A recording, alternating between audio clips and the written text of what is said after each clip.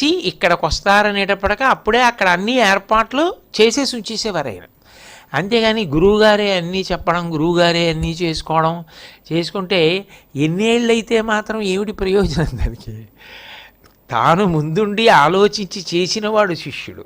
కాబట్టి ఆ తోటకాచార్యుల వారి గొప్పతనం చెప్తూ ఆయన గురించి శ్రీదేశికాయ గురవే తనుమార్జవస్త్రం విశ్రాణయత్యనుదినం వినయోపపన్న శ్రీపాదపద్మయుగమర్దన కోవిదశ్చ ఛాయేవ దేశికమసౌ భృశమన్వయాద్య.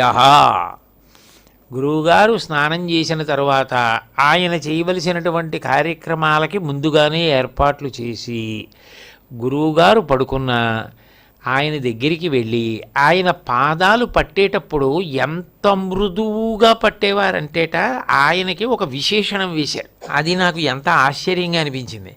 పాదపద్మయుగమర్దన కోవిదశ్చ. అవి పాద పద్మములు. పద్మాన్ని మర్దనం చేయడం ఏమిటి అంటే పువ్వుని ఎంత సుకుమారంగా చూడాలి.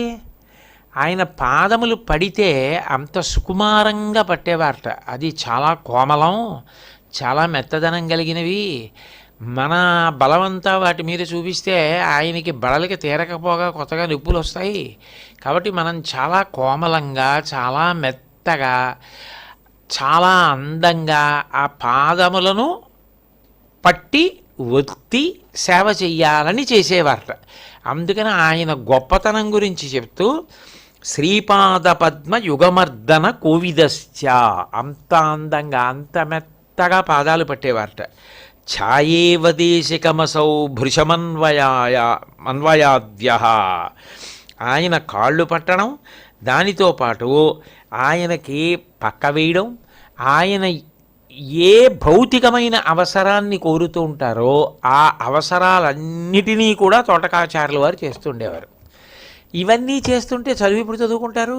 అందరూ శిష్యులతో పాటు వచ్చి కూర్చునేవారు. శంకరాచార్యుల వారు పాఠం చెప్తుంటే 6,000 మంది శిష్యులు ఉండేవారు.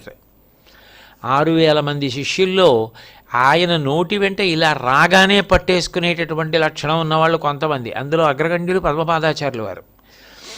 అట్లా పాఠం నేర్చుకునేవాళ్ళు. ఒకప్పుడు సూత్రభాష్యం చెప్తున్నారు. సూత్రభాష్యం అంటే కొంచెం జటిలంగా ఉంటుంది. అసలే ఉత్తరమీమాంస, ఉపనిషత్సారం, జ్ఞానకాండ, దాని మీద భాష్యపాఠం.